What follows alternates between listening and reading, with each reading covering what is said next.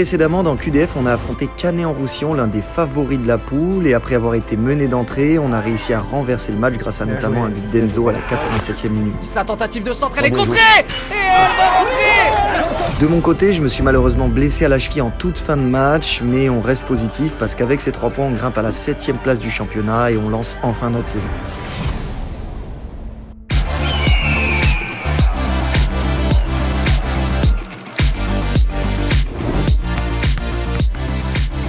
Bon, on se retrouve la team avant d'aller à l'entraînement pour ne pas s'entraîner, puisqu'on est seulement 2 petits jours après le match contre Canet et ma fameuse cheville qui a tourné. Ça c'est la cheville droite, celle qui n'est pas blessée, et ça c'est la gauche. Okay. Donc on voit qu'il y a une vraie diff de taille. Et ce qui est pas simple, c'est que là pour le moment j'ai toujours pas fait d'image, puisque vu que ça a saigné, si j'allais faire une écho maintenant, il y a des chances qu'on verrait pas grand chose. Donc j'ai rendez-vous seulement demain matin, et on va croiser les doigts que ce soit pas trop grave et que je puisse remarcher tout de suite plutôt qu'immobiliser. Mais pour le moment, tant qu'il y a un doute, tant qu'on sait pas exactement ce que j'ai, j'essaye de pas trop marcher dessus. Bon, eh ben on va être honnête, j'ai le seum. Moi j'avais pronostiqué 3 semaines d'arrêt. Et on m'annonce minimum 6 semaines, 6 à 8 semaines. Concernant Val, c'est clair qu'on est quand même sur une entorse assez grave, hein, où on a quand même 2 ligaments qui sont touchés. Donc le ligament tibiofibulaire antérieur et le ligament calcano-fibulaire, ainsi que le tibiofibulaire antéro-inférieur. Là, on sera sur certainement un délai minimum entre 4 et 6 semaines d'absence au niveau compétition. Donc je suis dégoûté, mais vous avez même pas idée comment. Je vais devoir être un petit peu immobilisé. Là, je vais aller acheter une botte qui remonte presque jusqu'au genou. La bonne petite nouvelle, c'est qu'ils avaient peur qu'il y ait un ligament très important qui soit rompu. Et ce ligament en question, je n'ai pas le nom. Talofibulaire, c'est peut-être ça. Et ben lui, il est juste abîmé en gros, il est pas rompu, donc ça reste une bonne nouvelle parce que pour certains cas, il faut opérer. Et là, c'est un autre délire encore. Après, là où je me mentais un petit peu à moi-même en espérant 3 semaines, c'est que quand elle a tourné la cheville, j'ai senti direct que c'était mort, que vraiment je m'étais pas loupé. Parce qu'il y a beaucoup d'entorses où quand tu te la fais à chaud, tu peux presque reprendre le match, jouer, ça m'est arrivé plein de fois. Et c'est à la fin que tu dis ouf, je me suis tourné la cheville, je vais être indisponible 1 semaine, 10 jours. Là, c'était pas le cas, j'ai gueulé, je savais direct que c'était finito. Je vais prendre vraiment le bon côté des choses, c'est qu'avec la Coupe de France, en fait, sur les 5 prochaines semaines, on joue que 2 matchs. Donc il y a un monde où je rate que 2 matchs. Et ça serait juste incroyable, parce qu'au moins ça impacte au final peu ma saison. Et vu qu'ils m'ont dit que 6 semaines c'était possible, 5 semaines ça doit bien pouvoir aller se gratter. Si je bosse bien, je fais une bonne rééduque, ça va pouvoir le faire. Rester focus et se mettre au boulot pour vite soigner ça. Je voulais vous parler d'un petit truc. Vous l'avez compris, cette année, je suis dans une équipe réserve pro, donc forcément, c'est un groupe qui est très très jeune. Contrairement à mes coéquipiers, quand je souris, il se passe ça. Oh là là, je suis vieux! En vrai, ça c'est dû aussi parce que ça fait plusieurs années que je m'entraîne en plein cagnard, des fois au prime de l'été. Pourtant, j'avais quand même essayé de choisir des régions où il n'y a pas de soleil. Limoges, le Jura, Évian, même à Pau, il pleut beaucoup quand même. Je vous en avais déjà parlé il y a quelques mois dans un QDF. J'ai commencé une petite routine pour ma peau qui dure 2 secondes avec 2 produits de la marque L'Oréal Men Expert. Alors pour commencer, j'applique le sérum de vitamine C de leur gamme Hydra énergétique. Ça permet de lisser et d'illuminer le teint. En plus, ce qui est lourd, c'est que la peau, elle absorbe super vite. Voilà. Ensuite, boum, je complète en mettant un petit peu de crème hydratante. Ça permet vraiment de combattre les signes de la fatigue. En gros, sécheresse, teint terne, traits tirés et les fameux cernes. En plus, ce qui est cool avec cette crème, c'est que c'est pas gras. Du coup, ça colle pas, c'est top. Et pour finir, par rapport au soleil, un petit peu de crème solaire et on est bien. Bref, un énorme merci à L'Oréal Men Expert de me suivre dans ma routine et de me soutenir cette saison.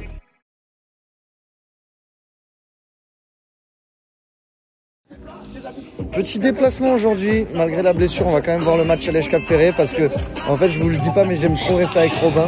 Voilà, donc voilà, on se fait le déplacement tous les deux. En plus, conditions exceptionnelles. Exceptionnelles. C'est vraiment top. On a le bus des pros une nouvelle fois. On est bien, il faut enchaîner avec une 2e victoire.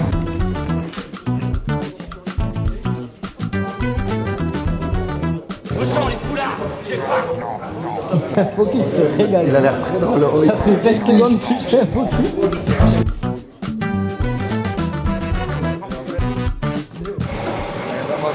Dès que tu vois Thiema, tu les dis tranquillou bilou.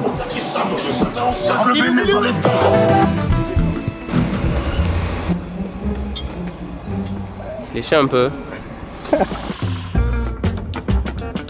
c'est parti, direction l'Edge Cup. Et regardez, nouveau joueur à côté de moi, nouvelle recrue. Ah, j'ai fait la prépa avec le POFC, mais moi j'étais groupe pro. Ouais, c'est vrai que t'étais groupe pro. Ils m'ont mis gardien, ils m'ont mis dans des taureaux et au final j'ai pas été retenu, donc je viens voir si je peux faire avec la réserve. Je prends pas avec la réserve. Je prends pas non plus. Je prends pas non plus.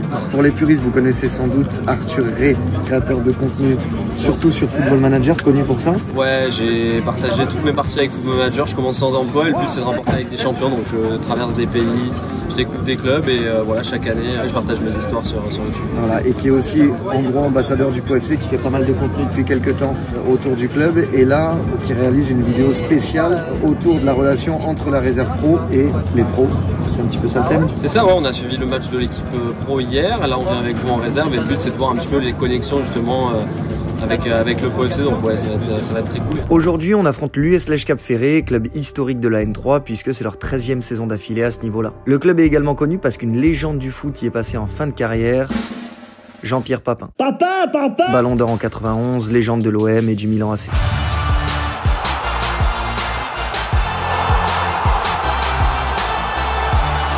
Et d'ailleurs, c'est un club que j'avais déjà affronté, peut-être que les puristes de la chaîne s'en souviennent, c'était à l'époque où je jouais à Limoges, où d'ailleurs la série QDF n'existait même pas encore, ça s'appelait Routine Football. Et j'avais mis cette petite galette à la 90e qui nous avait permis de gagner en toute fin de match. La saison dernière, l'Edge Cap Ferré a frôlé la relégation en finissant à la 11e place. Malgré un mauvais début de saison avec seulement 2 points, le club est déterminé à rester en N3 et ils viennent également de battre une équipe de R2 8-1 en Coupe de France la semaine passée. Le classement, le championnat il commence à peine, donc il est un peu biaisé. Quand on est dernier, on a forcément envie de réagir aussi, donc j'espère que ce ne sera pas ce soir. Et nous, on est prêts en tout cas à aller au combat et à faire un bon match. Ça confirme bien qu'aucun match n'est facile et qu'il faudra aussi revenir avec les 3 points pour essayer d'enchaîner sur une 2e victoire. Tu sais, c'est le genre de match où je peux te dire, allez, j'y vais un peu plus en détente. Il faut surtout pas. Terrain compliqué, comme tu dis, ils vont voir le bus, réserve pro, ils vont être surmotivés. Et voilà, et on a calé ce petit tournage avec Arthur, on s'est dit là, ça va être un bon moment. Je me suis blessé 10 jours avant. Toi, t'as ta fiche dans la J'ai une bonne fiche. C'est éclaté. Je me sens persécuté. Tu dirais c'est qui a le plus gros potentiel là, un petit peu dans... Même si c'est dur à dire. Moi j'aime beaucoup Robin, il dégage une sérénité, c'est un joueur fiable. Il y en a pas mal qui l'ont remarqué, tu vois dans les commentaires. C'est pas un hasard que vous le remarquez, c'est un gars qui a fait déjà quelques matchs avec Caen en Ligue 2, donc il a une expérience du niveau plus haut, qui s'entraînait avec les pros. Et d'ailleurs je vais te demander un truc que je vais aussi demander à vous là qui regardez la vidéo. Tu me diras à la fin, toi qui as été homme du match de notre côté. On regardera avec les gars de l'équipe tous vos commentaires et on débriefera dans l'épisode suivant. Et après tu vois à la fin de saison qui a été le plus nommé homme du match. Petit extrait de ce qu'on avait fait à Dole dans 3, 2, 1. Je vais dévoiler le résultat. C'est John qui a été meilleur pour sa performance avec notamment les 10K. C'est Marco qui remporte le chouchou. Félicitations pour la petite coupe. Le poste le plus simple dans le football.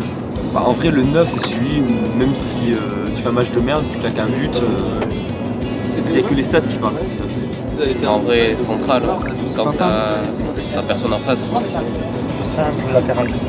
En latéral, t'as le jeu face à toi, t'as pas à gérer dans ton dos, ça va, c'est plutôt simple. Juste défensivement, c'est un peu dur quand même. Et moi j'aurais dit 9. Non, central. Soit central, soit attaquant. Défenseur central. Le poste le plus simple, attaquant pointe. Ailier. Poste le plus facile. Ailier. Non, latéral ailier, c'est facile. C'est gardien. Central. Défenseur aussi central, ouais, central. Moi j'aurais dit latéral. La tête d'homme, c'est défenseur central. Je pense central quand même parce que pour moi c'est une grosse différence. Le plus dur, latéral. Ou 6, quand même milieu de terrain, tu dois organiser le jeu, il faut être technique, il faut courir. Plus dur latéral, gardien. 6. Comme Will le 6. 8-10, tu donnes vraiment entre les lignes, c'est vraiment dur. Latéral ou 6. Gardien. Gardien de but. Soit 6, soit gardien. Milieu de terrain. C'est attaquant ou latéral? Latéral, je pense. Remplaçant. Latéral en vrai. 10. La tête d'homme, c'est 9. Rien à voir avec le fait que je joue 9. Il faut avoir un truc en plus. Petite pause qui fait du bien. On va aller dégourdir les jambes, manger un petit bout et ensuite on sera quasiment arrivé à 40 minutes de route. Il m'a dit qu'il a déjà fait parce qu'il n'avait pas les vissés.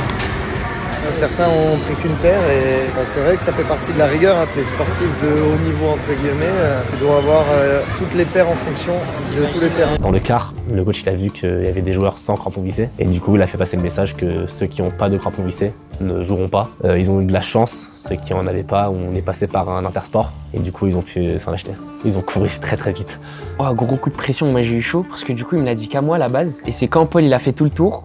C'est vraiment après que j'ai su que j'étais pas le seul. Mais sinon, gros coup de pression, je pensais que j'allais vraiment pas jouer. Il y a 2 ans, c'est vrai que c'était Cher qui avait oublié ses vissés. Et le coach avait dit, mais si t'as pas de vissés, tu joues pas. Donc il a pas joué au final. Là, je savais que pour ce match, quand le coach avait dit ça, je savais qu'il rigolait pas. Et tout le monde a dit, peut-être qu'il rigole ou quoi que ce soit. Et je dis non, allez à Intersport. Du coup, on va choisir la meilleure paire pour Robin. Et sponsor du club en plus. T'as pas ta paire toi aussi? Si, moi je suis professionnel quand même. T'insinues que Robin l'est pas? Moins que moi en tout cas. Non, Robin n'a juste pas de sous, le cher. C'est entre guillemets, on s'entraîne toute la semaine pour le match. Et si pour le match t'as pas les bons outils de travail, ben, tu peux pas bien travailler. Il a raison parce que on est quand même à un bon niveau, club pro. Faut pas oublier ses affaires, surtout pas des crampons, le premier outil. Donc logique. Tu vas vraiment l'acheter là, Wally? Je suis obligé. Bah oui. Tu vois, erreur de jeunesse. T'es conscient que là t'es au coin rugby quand même. Mais je regardais juste. C'est pas des vissés là, c'est des... Oh ça me régale. Oh, c'est des armes. Hein. Si on est maintenu et si vous faites 1 million d'abonnés, je joue avec ça. Je trouve 2-3 paires, il y en avait une, elle était dégueulasse. Il y avait les Kaiser et il y avait des Predators vissés. Il y avait que ceux-là qui étaient potables. Du coup, je prends une paire, je vois il y a qu'une chaussure dedans. Du coup, je commence à flipper. Je me dis, il y a pas l'autre chaussure. Et j'ai demandé au vendeur et c'est bon, on a trouvé une paire et c'est bon. Je te dis un truc, elles vont marquer. Elles vont marquer aujourd'hui. C'est la pression qui m'a mis. C'est soit je marque, soit je fais un bet de match. Ouais, là t'as pas le choix. Ah, c'est ça, les 2007. Après, t'es à quelle année? Moi, je suis en 2002. Salif, première avec nous là. Première. Pour expliquer et poser un peu le contexte, t'étais avec la réserve l'année dernière? Ouais, c'est ça. Et là, t'as commencé avec les pros cette année. Voilà, j'ai repris la plupart avec les pros et là. Et Salif qui a une histoire de dingue en plus, parce que bon, on a parlé en off, mais tu reviens de non. Très loin, je suis en R3. De la R3 à la Ligue 2, t'imagines? C'est un peu différent. Et là, j'ai fait 5 entrées. Une vraie bonne rentrée. La deuxième, c'était contre Bastia. Ouais, Bastia. Je l'ai regardé en direct. Une ambiance électrique, t'es obligé de montrer un peu, mais franchement, c'est bien, ça se passe bien. Et ben, on espère que ça sent un bon petit match aujourd'hui, un petit but. Normalement, tu commences 9 là. Ouais, 2 attaquants. Ouais, 2 attaquants. J'ai fait Ken France-Grive, Balma, Rodéo, Toulouse-Fontaine, Colomiers. Ouais, un peu les clubs de Toulouse à chaque fois. 17, j'ai fait HL, ça s'appelait, avec Toulouse Métropole. Et après, je suis parti à Colomiers. Je suis passé de l'R3 à la Ligue 2. En gros, ce qui s'est passé, c'est que j'ai enchaîné les matchs avec l'équipe 3 de Colomiers. J'ai été bon, du coup je suis remonté en équipe 2 dans la même année. Et puis je suis remonté en équipe 1 par la suite pendant la préparation. J'ai fait la saison complète avec Colomiers. Et le dernier match c'était contre Pau, justement. C'est sur le terrain des pros. J'ai joué, je crois, au bout de 3 minutes, j'ai mis une petite passe D. J'avais un latéral aussi qui était réputé. Nicolas Pires, il avait apprécié. Il était venu me voir et tout pour parler un petit peu. Après, j'avais refait un match de test, mais pas vraiment pour Pau, pour un autre club. Et au final, j'avais mis 2 passes D aussi, on avait gagné 2-0, je crois. Donc voilà, ça a bien marché pour moi et ils m'ont pris. Symboliquement, c'est fort parce que voilà, 21 ans, j'étais en R3. 23 ans, je me retrouve en Ligue 2. Donc forcément que c'est quand même quelque chose de kiffant. Fais un tour du monde, s'il te plaît. Je suis pas... Vas-y. Ok, vas-y, fais ça. Tu veux pied gauche aussi? Ouh. C'est là. T'as grave le seum. Attends, vas-y. Vas-y. J'ai pas les chaussures pour. Il a grave le seum là. Pas de excuse. Ouais, il pensait que j'allais pas réussir. Et pied gauche? Ah, c'est bon, moi je suis. Voilà. Tu tentes même pas. Mais je suis gaucher de base. Je suis gaucher, j'ai fait mauvais pied là, c'est bon. Vas-y, fais pied gauche. Je vous ai chopé Ilyes, je pense que là ça y est, tout le monde est heureux parce que tu fais trop parler dans les commentaires. À Toulouse t'as fait tchatcher. Oui.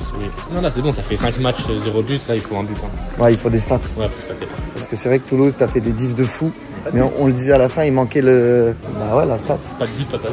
J'avais fait une première période pas très efficace où j'avais pas beaucoup d'activité. Le coach m'a crié dessus, ça m'a boosté. Mais je savais déjà en moi qu'il fallait que je fasse une meilleure deuxième et que j'allais devoir m'activer en deuxième mi-temps. Même s'il n'avait pas parlé, je crois que je me serais activé tout seul. T'obtiens un potentiel penalty. À la mi-temps, on m'a dit de faire plus d'appels en profondeur.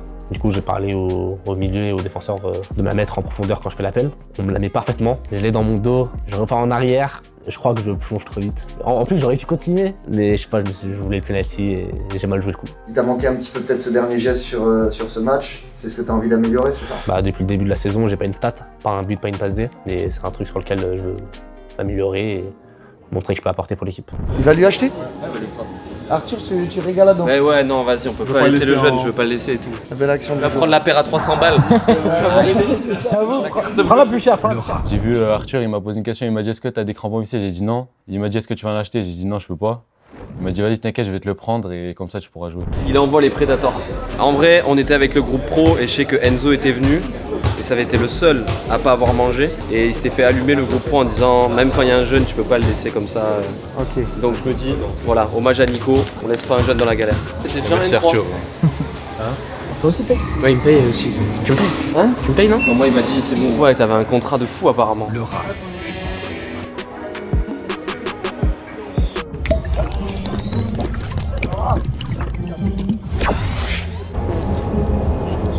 Galère. C'est serré. Le rond-point.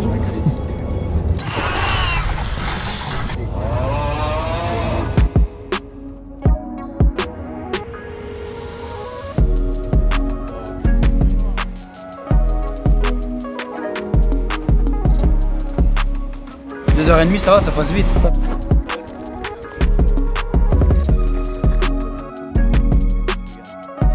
Découverte avec Enzo du terrain. Moi, je m'attendais à pire de ce qu'on m'avait dit. Il y a quand même des zones pas folles ici. Là, ça va un peu mieux. Sur les côtés. Oui. Latéral et lié. Sur les côtés. Cette semaine, on a très bien travaillé. Le Lège, c'est quand même un club sérieux de N3 depuis quelques années. Donc, ils n'ont pas fait un super début, mais je m'attends pas du tout à un match facile. Et du match, je pense qu'il va falloir être décisif dans les zones de finition, que ce soit défensivement et offensivement.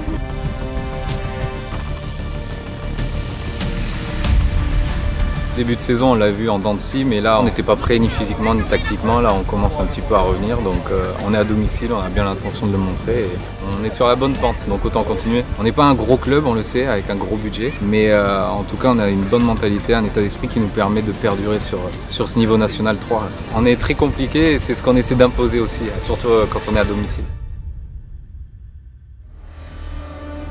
Le début de saison, il est bon.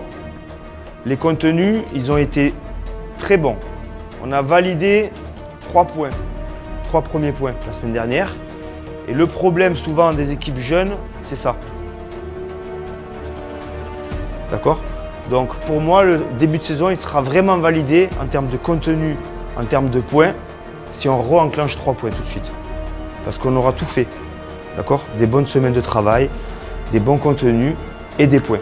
Parce que c'est tellement serré qu'on va faire un boom dans le classement tout de suite en prenant 3 points. Allez les mecs, bon match.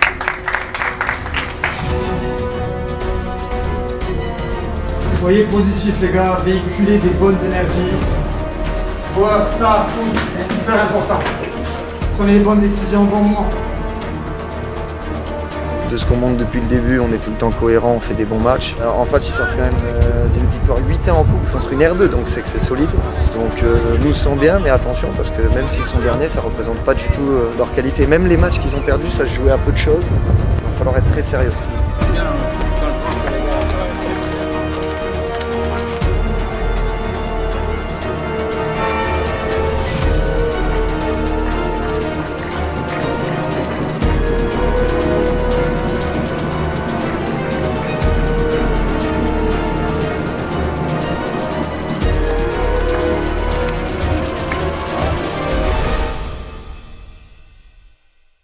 Continuer d'engranger des points et confirmer le bon début de saison palois. Voilà la mission des hommes de Nicolas Pires aujourd'hui. Le Pau FC se déplace sur la pelouse de l'US Lège Cap Ferré dans cette 5e journée de National 3. Coup d'envoi, début du match, c'est parti, on s'est installé avec Arthur tranquillement. On est en loge présidentielle. Exactement, franchement on a trouvé un petit spot très stylé. On va croiser les doigts qu'on fasse un bon début. Avec Cher Sané qui va pouvoir écarter sur le côté avec Wade Jaffar qui peut progresser balle au pied et trouver Salif Leboite qui est passé, il va rentrer dans la surface, Salif Leboite, le passe en jambe et le petit piqué. J'ai dit qu'il allait marquer. 3 minutes de jeu, Salif, beau geste. passe avant le jambe, feinte, franchement, techniquement exceptionnel. exceptionnel. Ah ouais. Serein. Et même l'action au global, genre bien construit, il y a Whale qui déborde bien côté gauche. C'est très très fort et on se posait la question de savoir s'il allait être au-dessus. Là, il y a eu des faiblesses d'ailleurs qui ont été notées par le coach justement sur l'axe central. Il est allé direct. Et surtout, comme tu dis, c'est jamais simple de redescendre quand tu viens du groupe pro. Bah là, il peut pas espérer mieux en termes de début de match. Avec ce bon ballon là de Sherfal, même s'il a été fauché. Et ensuite il est Saumage, peut trouver un second poteau, Enzo Desroins. Mais une position illicitée sifflée. Avec ce centre, elle était touchée au premier. Que Thiemagay vers Ilias Aoumache, il a pu se retourner le numéro 7 palois, le grand pont pour rentrer dans la surface. Ilias Aoumache la frappe. Oh la parade de J'ai parlé en plus avant le match à Ilias qui disait il veut sa stat, il veut être décisif parce qu'il fait des diffs de fou comme ça, mais il a pas encore marqué, pas mis de passe D, tu vois. Là il la met bien, c'est le gardien qui fait un arrêt exceptionnel. Très bel arrêt. Oh le bon ballon là pour Jason Mosango, le centre de Jason Mosango pour Thiemagay, la frappe repoussée. Et il a été taclé, il me semble, Thiemagay sur cette frappe. En fait, ça, c'est comme si tu fais une passe, le vient était tac, il y a pénalty en fait. C'est pas parce qu'il a frappé et qu'il aurait pu avoir but que tu mets pas pénal. Avec Miloudi, il a bien pris par Sherfal, la récupération haute qui peut directement profiter à Thiemagay sur le côté droit. Thiemagay, la feinte pour rentrer dans la surface. Thiemagay sur le pied gauche, la frappe repoussée, ça revient ensuite sur Clément Pujos qui s'essaye de loin. Miloudi, les dribbles chaloupés, mais c'est bien repris par la défense du Pau FC. Cette superbe passe de Sherfal pour mener directement un contre avec Enzo Desroins qui a de l'espace pour adresser un centre à destination de Le Boîte. Avec cette touche à destination de Salif Le Boîte. Encore une fois, le grand pont pour entrer dans la surface. Salif Le Boîte, le petit piqué à destination d'Ilias Aoumache. Quelle action encore du numéro 9 palois. Gay, attention, ça va traîner. Et cette balle qui est dégagée en catastrophe. Ou avec le capitaine Léjoie bien pris là par Sherfal et Clément Pujos qui peut relancer directement vers Enzo Desroins qui a vu Thiemagay sur le côté. Thiemagay, il va provoquer Thiemagay, il aime ça, il est passé dans la surface. Thiemagay, le centre bien enlevé par Boudin, le défenseur Léjoie. Avec Sherfal, la bonne récupération haute, la frappe de Sherfal qui s'essaye de loin. Thiemagay vers Enzo Desroins, la frappe pied droit d'Enzo Desroins, le cadre qui se dérobe. Miloudi, avec le marché sur la superbe remise en talonnade pour Miloudi dans la surface. Et l'intervention salvatrice de Chersané. Ilias Aoumache sur son côté droit va trouver Sherfal, il est passé, Sherfal va pouvoir écarter sur le côté droit vers Thiemagay, le centre de Thiemagay. Ouh, c'était encore une fois pour Salif Le Boîte, mais très belle intervention. Salif Le Boîte, ouais, il se retourne encore, les dribbles, les feintes de Salif Le Boîte, le petit ballon piqué au second poteau. Personne pour le reprendre, mais ça revient sur Thiemagay avec le centre dans un second temps. Et cette fois, il y a quelqu'un pour le reprendre et ce n'est autre que Salif Le Boîte. Il est chaud, mon Le Boîte. 2-0. 2-0. Magnifique, les gars, magnifique. Salif qui fait un travail de fou, qui la met au deuxième, et finalement ça revient sur lui, super centre. Ouais, le centre est parfait. Thiema Ouais, qui est centre. numéro 10.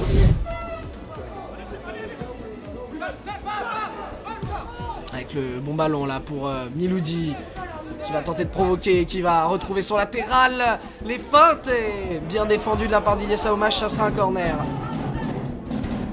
Corner pour le pied droit de Grotte au second poteau. Enlevé par Wael Jafar et ce ballon qui va être remis directement dans la boîte, mais Mathis Duval qui s'impose dans les airs. Ballon vers Enzo Desroins qui a été devancé. Attention Enzo Desroins. Et il est obligé de commettre la faute là sur cette action. Il sera même averti d'un carton jaune pour ce geste. Un coup franc qui va être joué vite avec ce ballon directement dans la surface. Le centre fort devant le but. Ouais, encore Salif Le Boîte, la puissance et le superbe ballon en profondeur pour trouver Thiemagay. Thiemagay, oh, il a été devancé là par la très bonne sortie de VIS. La mi-temps serait magnifique. Ouais, c'est 3-0 à la mi-temps. Ouais, avec Sherfal, ballon perdu là, attention. avec Miloudi qui rentre dans la surface. Miloudi, attention à ne pas l'accrocher. C'est bien défendu de la part de Jason Mosango. Pied droit de Grotte directement dans les gants de Mathis Duval. Pas de danger. Cherfal, très bien. Ouais. Soldat. Et que Miloudi qui tente le dribble, mais Yes Aoumache ne se laisse pas prendre et il peut remonter le terrain à grandes enjambées. Il va repiquer dans l'axe. Yes Aoumache, que va-t-il faire? Le super ballon par-dessus à destination de Salif Leboite. Et encore une fois, un nouveau piqué pour venir tromper le portier les joueurs. Par contre, sublime. Ah ouais, non mais tout est beau. Le démarrage côté, il fait des défenseurs, la passe par-dessus l'appel de Salif, la finition. Deuxième fois qu'il met le petit piqué. Et c'est bien, on n'est pas tombé dans le piège. Il pouvait arriver, tu vois, à faire une mauvaise entame et à se retrouver dans un traquenard. Là, on maîtrise parfaitement. Est-ce qu'on fait un changement à la mi-temps, les gars, ou pas? Il tient pas. Juste le carton jaune. Moi, c'est ça qui me fait peur. Ouais, mais je vais lui dire. La relance courte une fois de plus avec Chersané. Et on en restera là dans cette première période. Le Pau FC qui s'est lancé sur des chapeaux de roue.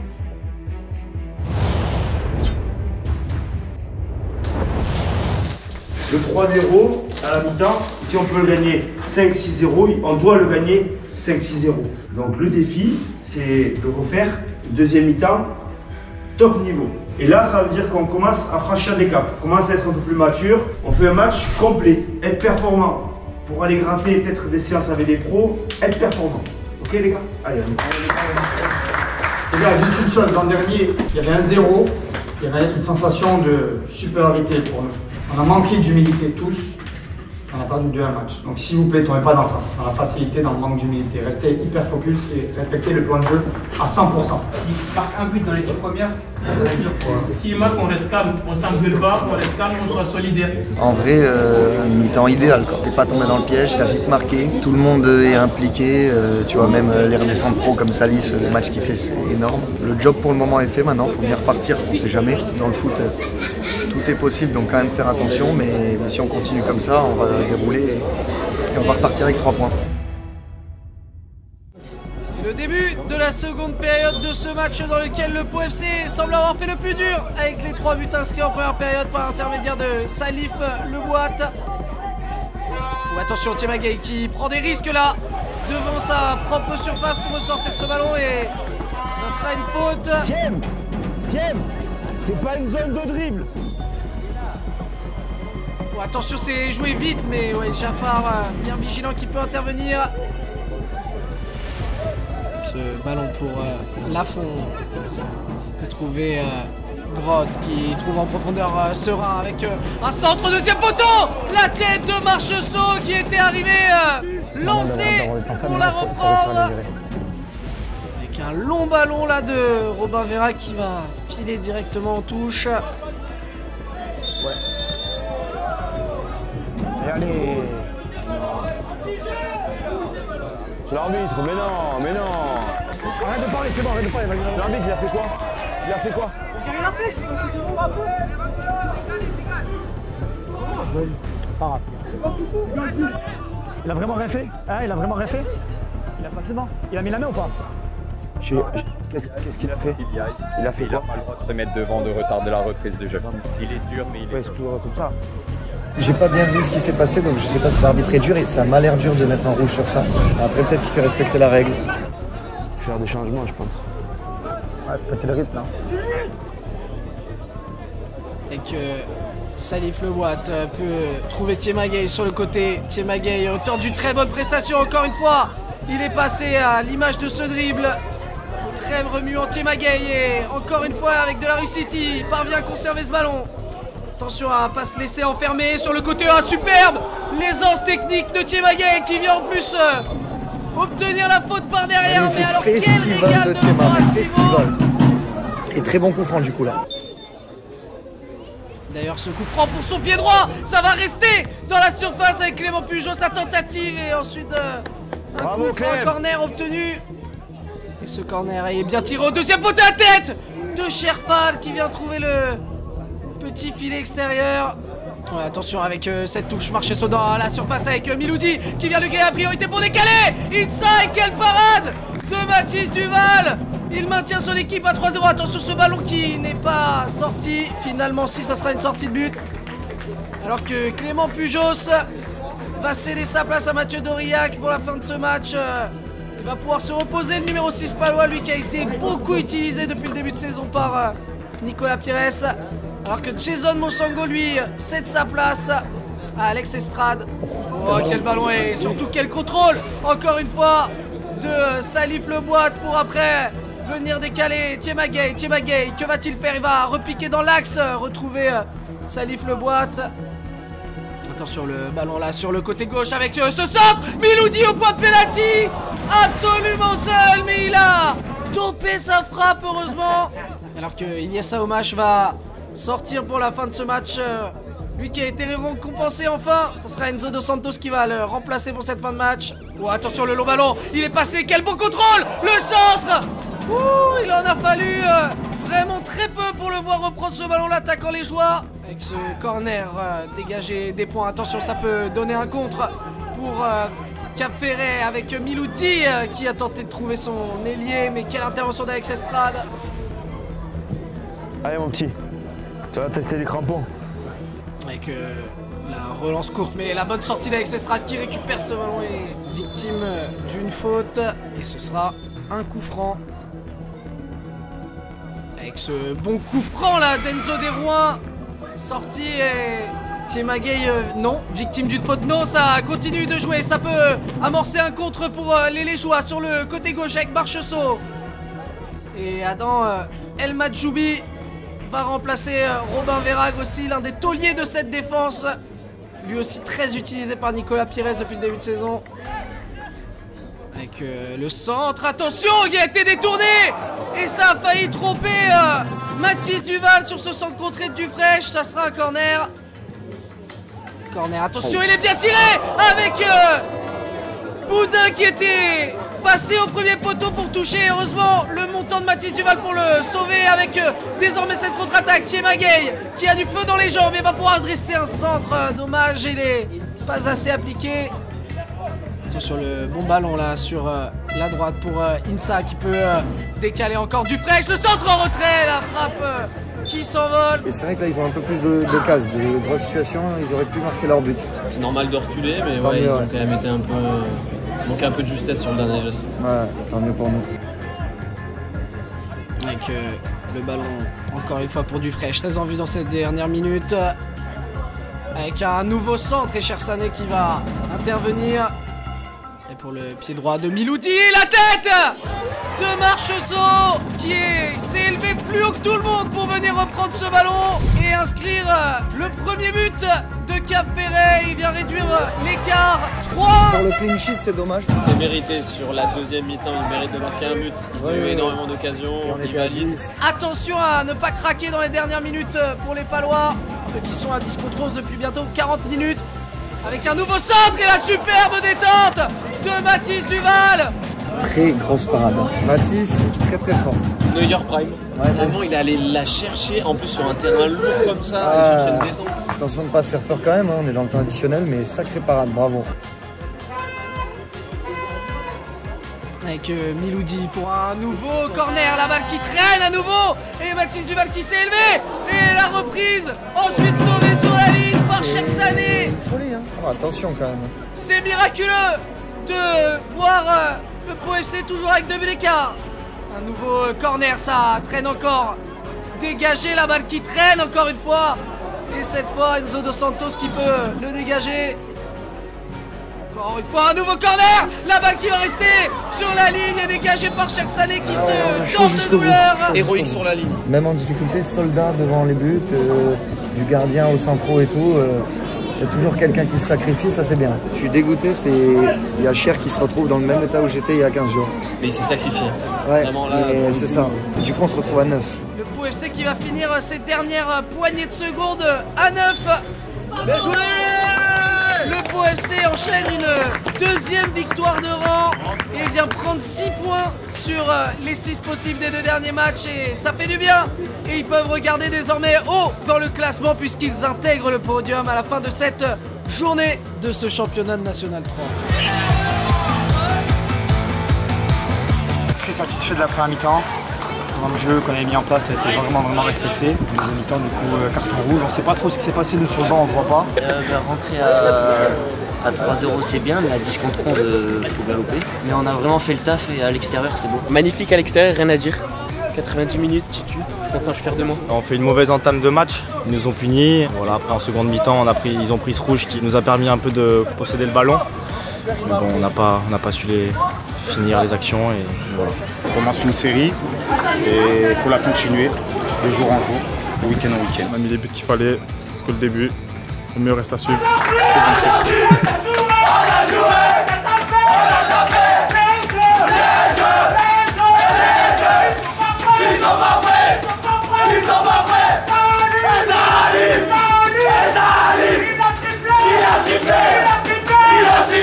Meilleure fin de vidéo. En fait, c'est pas un clip de guerre. C'est un clip. On se retrouve pas la semaine prochaine parce qu'il y a un match de Coupe de France et on joue pas la coupe. Donc on se retrouve dans 15 jours. Mais semaine prochaine, il y a quand même une vidéo. Ça arrive mercredi comme d'hab. Abonnez-vous la team. Je fais des diables de V et je vous dis à mercredi prochain.